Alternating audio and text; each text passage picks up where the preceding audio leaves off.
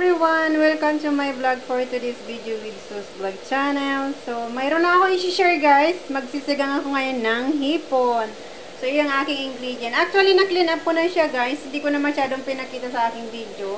I-clean ko yung ano niya, yung head. Inalis ko na rin yung black niya dyan. Ano man tawag yan? I don't know. Because this is the first time I will gonna cook some shrimp.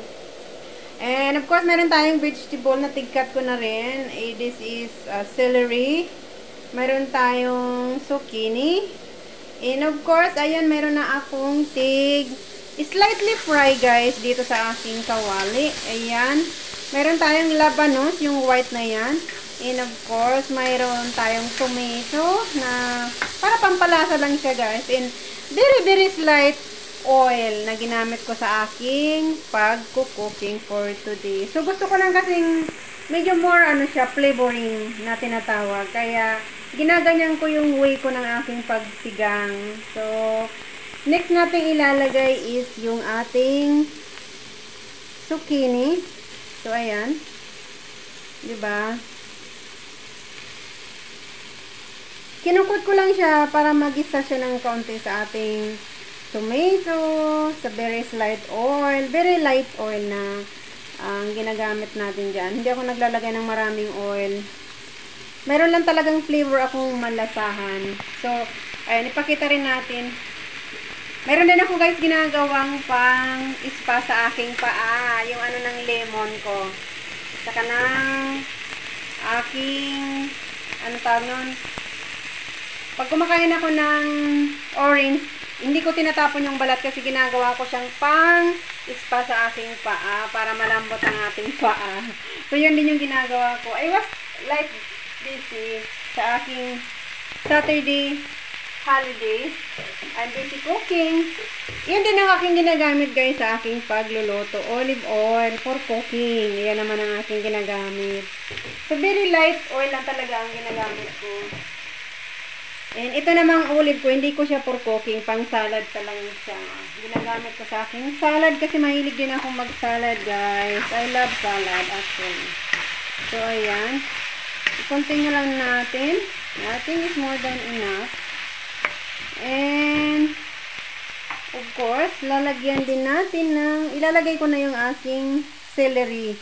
Kasi ang celery naman is not necessarily lutuin. May naiwan pa palang ano. Gagawa din ako guys ng ginger water. Kasi yun talaga ang aking ginagawa pag aking holiday. I cook everything that I like to eat. So, ayan. Inilagay ko na guys ang aking ano. Lagyan din natin ng, sprinkle lang natin ng kaunting salt. Ayan. And lalagyan natin ng water.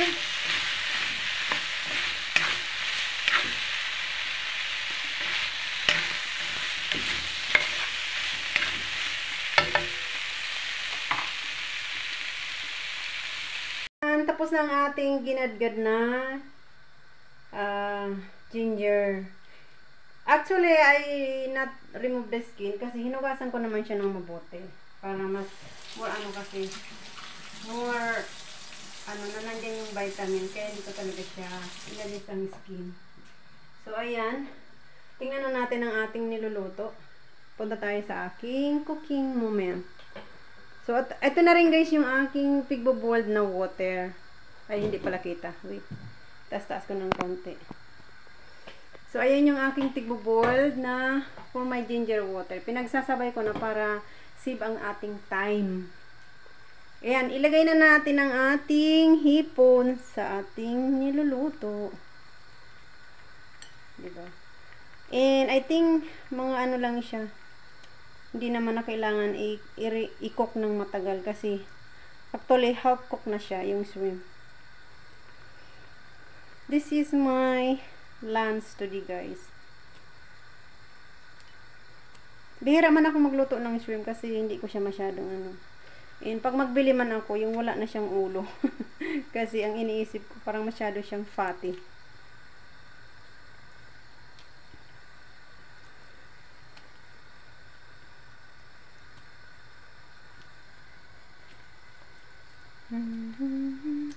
Hindi ko alam ba't maano siya. Dark yung ano niya. Yung, ano bang tawag nun? Yung sa ano niya, yung ganyan. It's a bit dark. Not dark. It's like black color. I don't know how they call it. Ang dami palang hipon. Ano niya yan? Ano tayo ngayon? Magmukbang tayong hipon. Ay, sorry. Let me try. Yan, ikot lang natin sa ating water.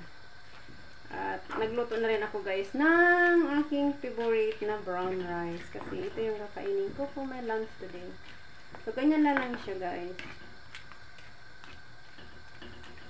I-blend lang natin sa ating mga gulay. Diba? Mga 1 minute, I think is more than enough. Kasi ang shrimp naman ay madali siyang maluto. So, diba? Hindi ako guys maglalagay ng maasim sa aking sinigang. Hindi siya asin sinigang guys. Kasi I don't really like sour. Nagaano yung sikmura ko pag masyadong maasim. So, I choose to be natural taste. So, ayan. Luto na ang ating sinigang na hipon. So, ayan guys. Ready na ang aking lunch. Nandiyan na sa aking table. And of course, nagluto din ako ng aking favorite na brown rice.